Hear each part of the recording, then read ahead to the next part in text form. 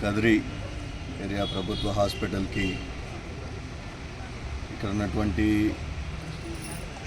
రోగులకి, నిరుపేద రోగులు ఎవరైతే ఉన్నారో వాళ్ళకి కూటమి ప్రభుత్వం, తెలుగుదేశం, భారతీయ జనతా పార్టీ, జనసేనకు సంబంధించిన కూటమి ప్రభుత్వం ఈరోజు ఏరియా హాస్పిటల్లో ఎట్లా ఉన్నాయి ఏంటి అన్న విషయాలపైన వాకప్ చేయడానికి రావడం జరిగింది.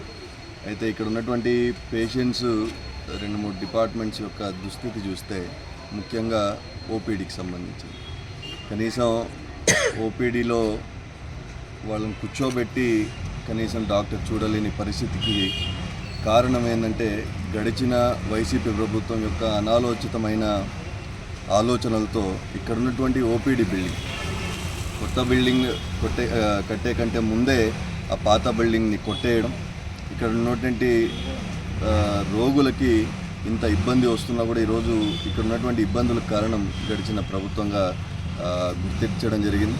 అయితే ఏదైతే ఇప్పటికే పాత గవర్నమెంట్ సంబంధించి నిధులు రావాల్సిన, ఇక్కడ కాంట్రాక్టర్ నిధులు రావాల్సిన విషయం ఏదైతే ఉందో దానివల్ల ఆగిన ఈ బిల్డింగ్ సంబంధించిన విషయాలు కానీ ఇట్లాంటి విషయాలు ప్రతి ఒక్కటి కూడా తప్పకుండా ఎమ్మెల్యే గారి చొరవతో రాష్ట్ర వైద్య ఆరోగ్య శాఖ మంత్రి మరియు భారతీయ జనతా పార్టీ యొక్క జాతీయ కార్యదర్శి సత్యకుమార్ యాదవ్ గారి దృష్టికి తీసుకెళ్తాం, ఉన్నతాధికారులతో మాట్లాడదాం. తప్పకుండా ఈ సమస్యలన్నీ కూడా చొరవ తీసుకొని కూటమి ప్రభుత్వం తరఫున వెంటనే కదిరి యొక్క ప్రభుత్వ ఆసుపత్రికి ఇక్కడ ఉన్నటువంటి ప్రజలకి ఎటువంటి ఇబ్బంది లేకుండా గడిచిన వైసీపీ ప్రభుత్వం యొక్క అనాలోచిత డెసిషన్స్ కారణంగా ఏదైతే వాళ్ళు ఇబ్బంది పడుతున్నారో అతి త్వరలోనే అవన్నీ కూడా తీర్చే విధంగా కృషి చేస్తాం. డయాలసిస్ సంబంధించి ఇక్కడ ఉన్నటువంటి చాలామంది పేషెంట్స్తో మాట్లాడితే గడిచిన ప్రభుత్వంలో కేవలం ఒక షిఫ్ట్కి 11 మందికి డయాలసిస్ అందించే పరిస్థితి నుంచి ఈరోజు చంద్రబాబు నాయుడు గారి నాయకత్వంలో, ప్రధానమంత్రి మోడీ గారి నాయకత్వంలో ఈరోజు డయాలసిస్ సెంటర్ని ఇక్కడ ఏర్పాటు చేయడం జరిగింది. ఇటీవలే దాన్ని స్థానిక శాసనసభ్యులు కందికుంట ప్రసాద్ గారు ప్రారంభించడం జరిగింది. దానివల్ల ఒక షిఫ్ట్లో 11 మందికే డయాలసిస్ అందించే పరిస్థితి నుంచి గడిచిన వైసీపీ ప్రభుత్వం నుంచి ఇప్పుడు కూటమి ప్రభుత్వంలో ఒక షిఫ్ట్కి కదిరి ఏరియా హాస్పిటల్లో దాదాపు 45 మందిని డయాలసిస్ పేషెంట్లకి వాళ్ళు చికిత్స అందించే విధంగా ఇక్కడ శాంక్షన్ కూడా చేయడం జరిగింది. కాబట్టి ప్రజలు కూడా దాని విషయంలో కూటమి ప్రభుత్వానికి హర్షం, ఇక్కడ ఉన్నటువంటి నిరుపేద రోగులు కూడా హర్షం వ్యక్తం చేయడం జరిగింది.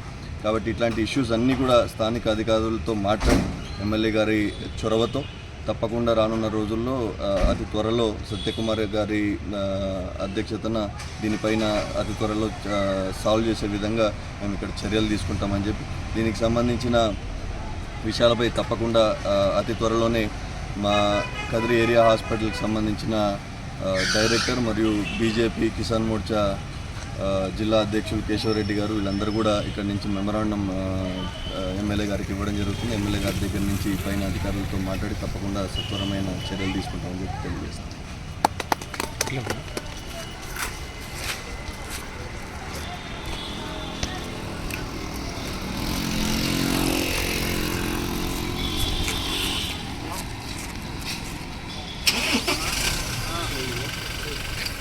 వంశీ కృష్ణ గారిని మా ఆహ్వానం మేరకు ఈ హాస్పిటల్ సందర్శించడం జరిగింది.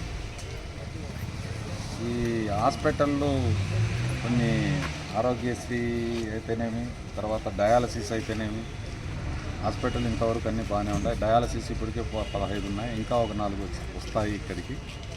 తర్వాత హాస్పిటల్కు కంపౌండ్ వాళ్ళు, రోడ్డు, ఈ భవనం ఇవన్నీ ఎమ్మెల్యే గారి దృష్టికి తీసుకొని పోమని వంశీకృష్ణ గారిని, అలాగే మినిస్టర్ దగ్గరికి, వాకాటి కరుణ దగ్గర కొన్ని హాస్పిటల్ సమస్యల గురించి వివరించడం జరిగింది. అలాగే మన ఎమ్మెల్యే దృష్టికి తీసుకొని వెళ్ళి వంశీ గారు కూడా ఎమ్మెల్యే దృష్టికి వెళ్ళి సూపరింటెండెంట్ గారు కూడా మాట్లాడడం జరిగింది. ఇవన్నీ తొందరగా పరిష్కారం చేస్తారని, హాస్పిటల్కు, మన కదిరి హాస్పిటల్కు మంచి పేరు చేస్తారని మేము ఆశిస్తున్నాం. ఈరోజు ఏరియా హాస్పిటల్ నందు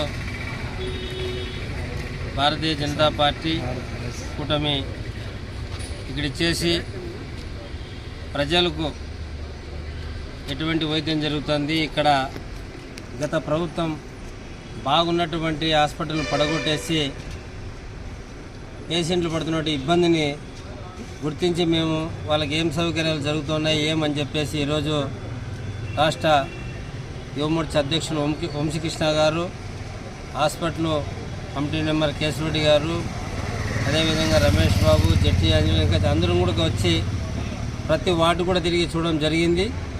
కాకపోతే వైద్యం అయితే చాలా బాగా ఉంది.